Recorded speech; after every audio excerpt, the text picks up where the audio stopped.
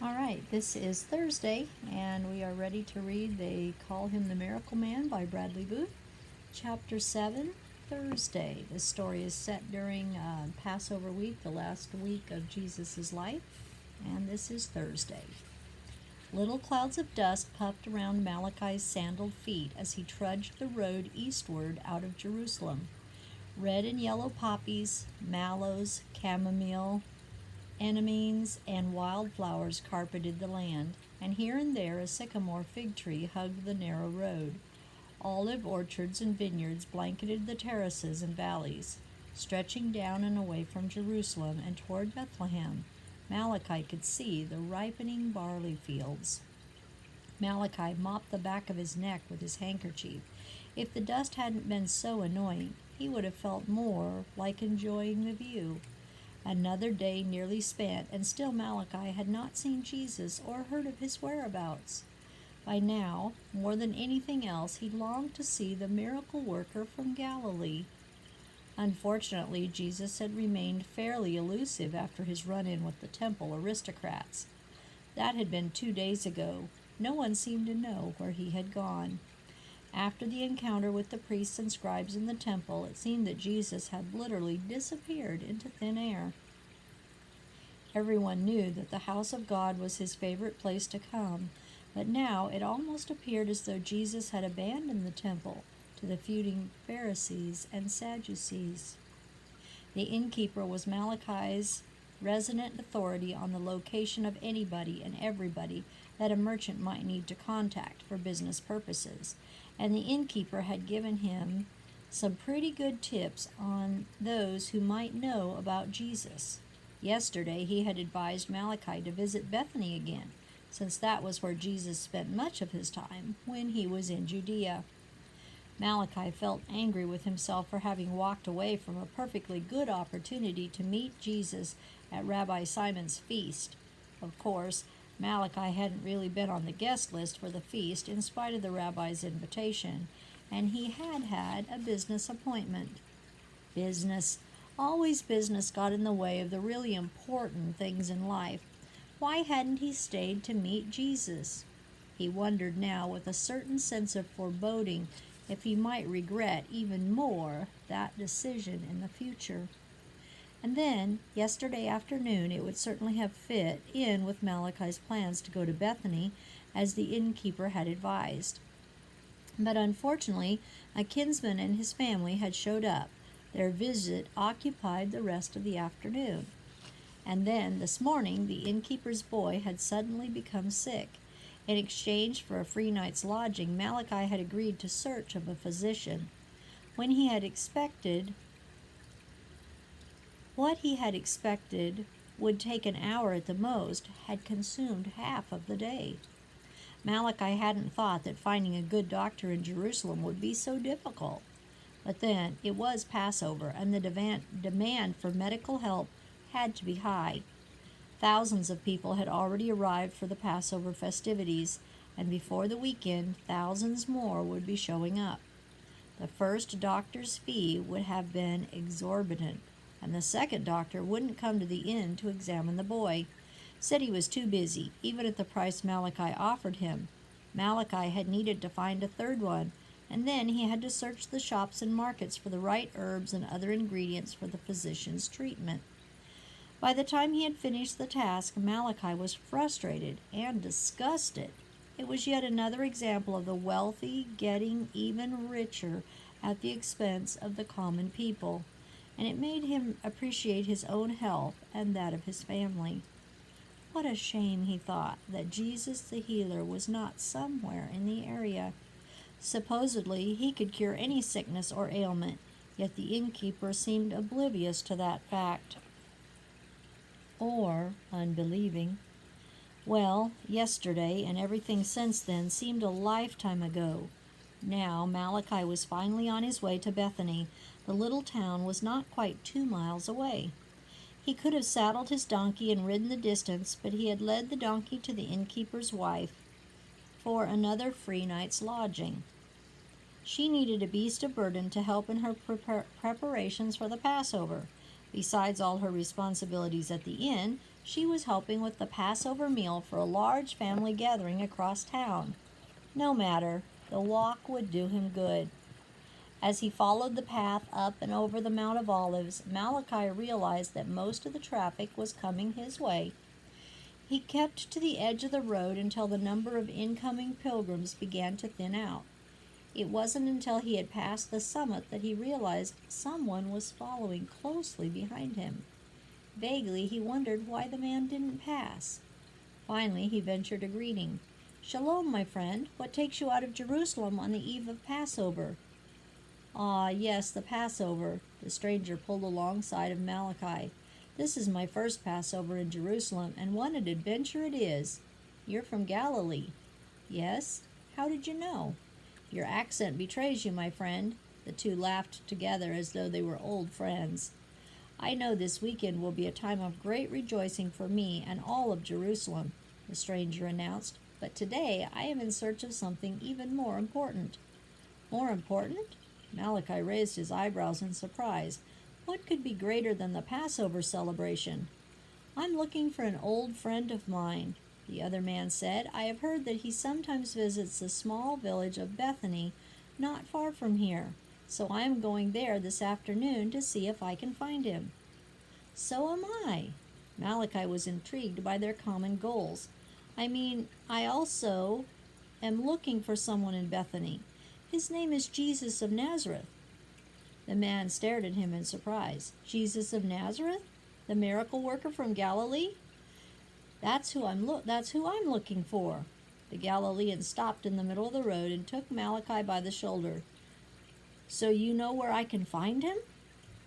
"Actually, no, but I have been told he stays at the home of Lazarus, the man everyone says he raised from the dead." "He raised a man from the dead?" The stranger had a dumbfounded expression on his face, as if he were hearing too much good news for one day.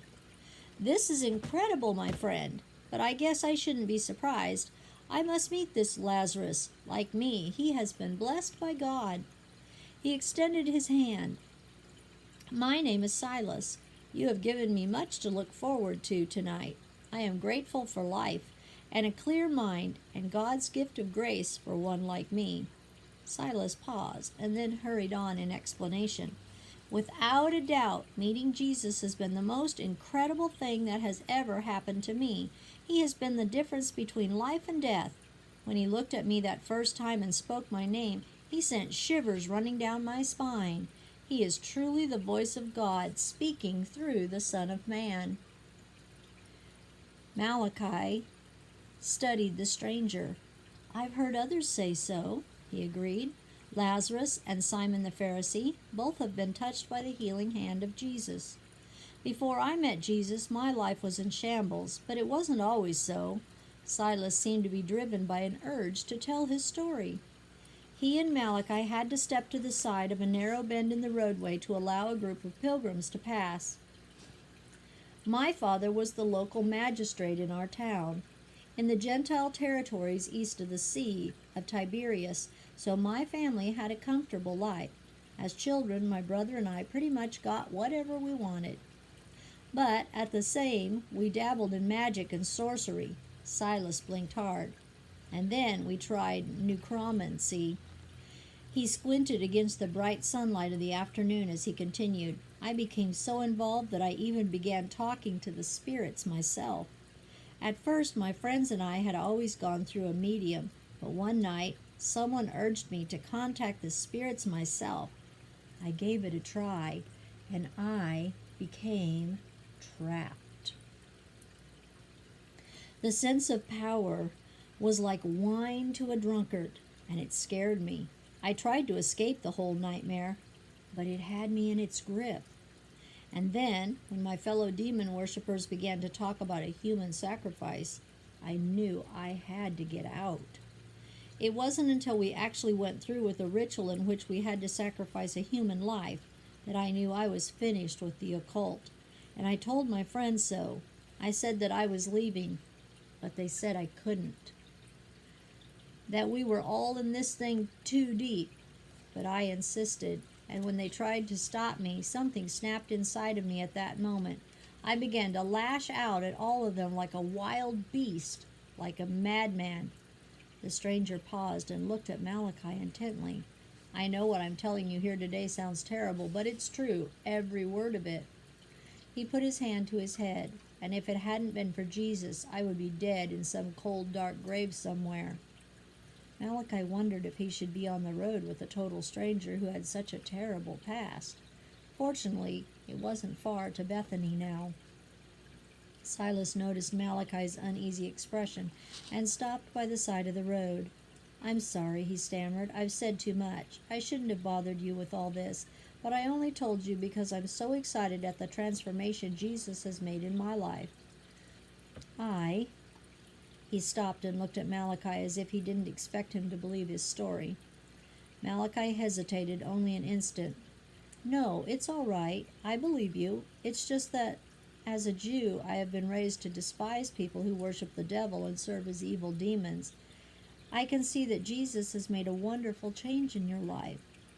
After a pause, Malachi hurried on. Go ahead, finish your story.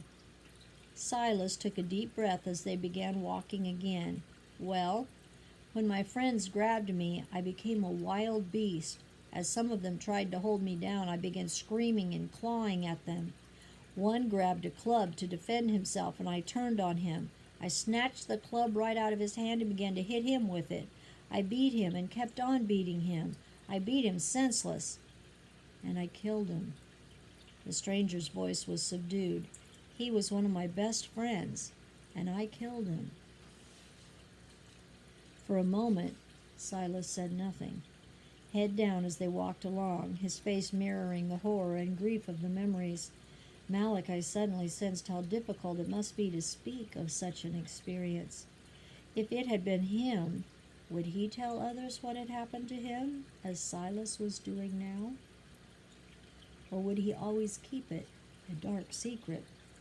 When I calmed down later that night, Silas continued, after he had regained control of himself, they took me away and locked me up in a dungeon. They bound me in chains and brought me out only to hear my case before the magistrate. My father couldn't take the case because I was his relative, so they brought an official in from Gamaliel, and he sentenced me to be executed. And then it happened again. It was the second time I remember losing control of myself and going berserk. A superhuman power just seemed to take control of my whole body. I snapped the chains off the manacles that held my wrists together and broke the leg irons from off my ankles. After that, everything became a blur until I met Jesus. If Jesus can do that for you, Malachi said after a long silence, he must really be an amazing person. Silas nodded reverently. He's more than amazing. He's the Son of God. Suddenly, the two men realized that they had reached Bethany. They stopped a man passing by with a lamb in his arms and asked him if he knew whether Jesus had been to the village that day. The man didn't know, but he pointed them to the home of Lazarus. Jesus was not there, and with a sickening feeling in the pit of his stomach, Malachi knew that he had missed him again. Would he never catch up with the miracle worker from Galilee? The hour is late. Won't you stay and celebrate the Passover? Lazarus and his sisters asked Malachi and Silas.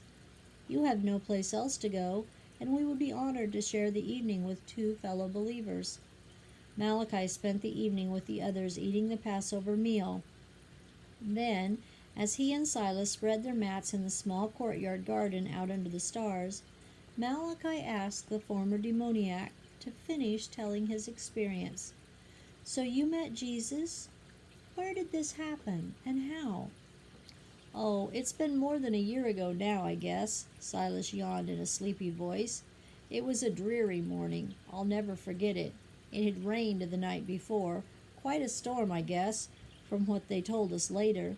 At that time, another lunatic and I had been living in the burial caves along the bluffs by the Sea of Galilee. We were so insane that no one would come near us. Silas's voice grew solemn again, and he spoke reverently.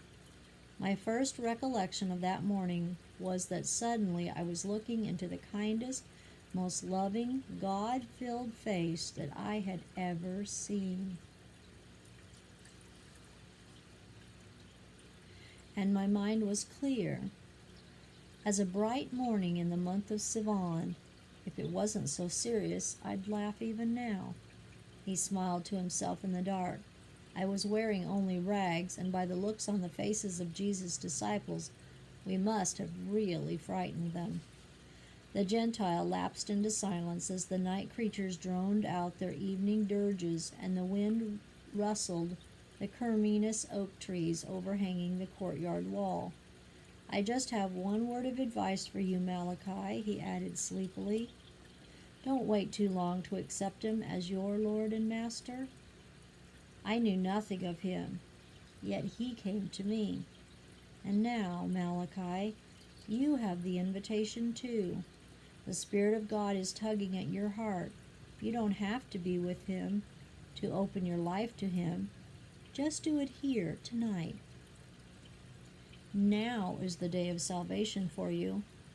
He spoke with such conviction that Malachi felt as if all creation were holding its breath to listen to his response. But was he ready? And was he willing?